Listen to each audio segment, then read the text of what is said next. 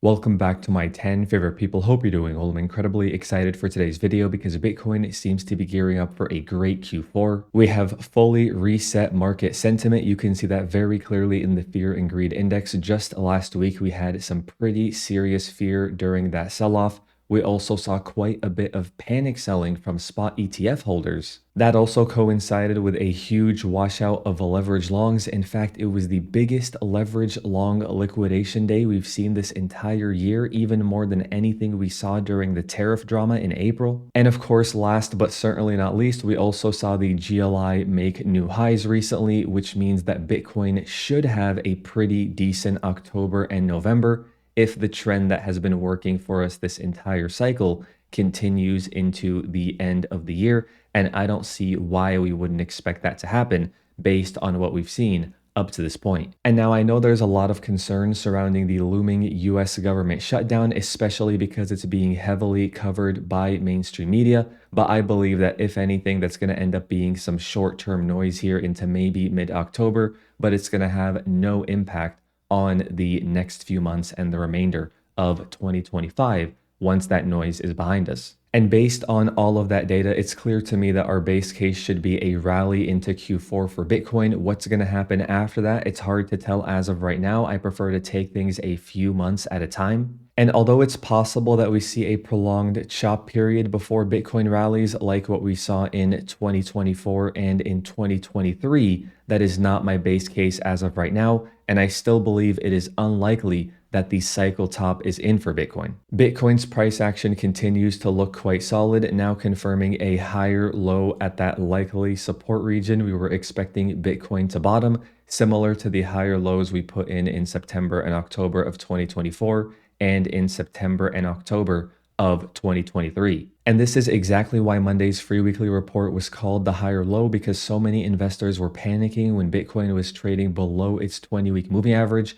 but Bitcoin ended up closing above it by the time the weekly close occurred. And that's why it's so important to always wait for weekly candle closes before assuming something is a confirmed breakout or breakdown. Otherwise, you could end up buying or selling into a wick that ends up completely reversing before the close actually happened. And I'm sure so many people panic sold during this wick last week, thinking Bitcoin was officially breaking below its 20-week moving average. But now we just left behind a wick and confirmed that higher low structure, making it more likely that we're going to see upside. And like I said in Saturday's video, I bought the dip across my positions Monday morning, and I received a lot of questions as to why I'm going to wait until Monday to buy, even though I already know I'm going to. And that's because although I know I won't buy the exact low by waiting until Monday, the benefits of only having to think about my portfolio once a week and only make changes once a week greatly outweighs the extra few percentage points of performance I miss out on by not buying the exact bottom. I used to waste so much time debating almost every single day. Should I buy today? What if it goes lower tomorrow? What if we end up rallying tomorrow and I miss the bottom?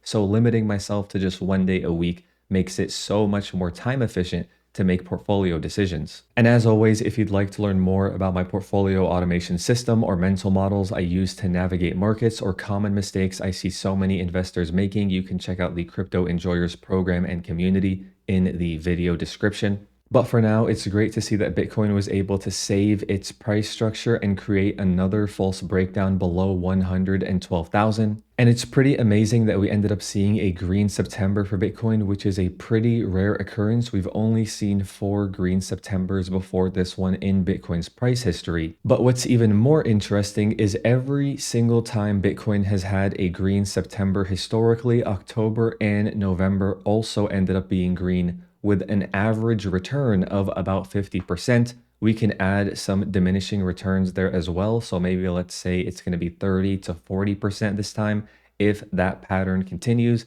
And that aligns very likely with our Q4 rally scenario. A 30 to 40% rally for Bitcoin would put it right in our very expensive region, which is our target for this cycle. Anywhere between 140 and 150,000 would make a lot of sense to me for Bitcoin in Q4. But I believe the investors expecting and waiting for 300K Bitcoin in 2025 or early 2026 will be disappointed. And speaking of being disappointed, MicroStrategy continues to struggle to reclaim its 50-week moving average here. Maybe a rally from Bitcoin can drag MicroStrategy higher and save its price structure, but I believe it's very unlikely we see new highs for MicroStrategy this cycle. Strategy's Bitcoin purchases are getting smaller and smaller as it's getting harder and harder to issue new shares to buy Bitcoin. Their most recent purchases are 1% of the size that we were seeing in late 2024 and in early 2025,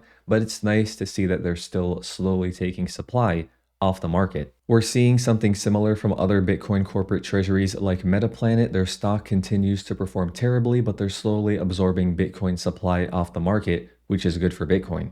And that brings us to Ethereum. Clean false breakdown below 4,000, similar to the clean false breakout above 4,800. Everybody piled into the false breakout, and so many investors panic sold the false breakdown. And this is the exact type of consolidation you would expect before continuation and price discovery. Tom Lee continues to do a great job marketing Ethereum, similar to what Saylor did with Bitcoin, telling investors that it's trading at a discount right now because future adoption of Ethereum by Wall Street and AI companies will drive it higher. And Bitmine is putting its money where its mouth is because just last week they bought another $1 billion worth of Ethereum, taking more supply off the market. I think the bull case for Ethereum is very easy for investors to wrap their heads around right now. We have corporate treasuries absorbing a ton of supply. We also have huge stablecoin growth with $46 billion in new issuance in Q3, dwarfing the $10 billion we saw in Q2.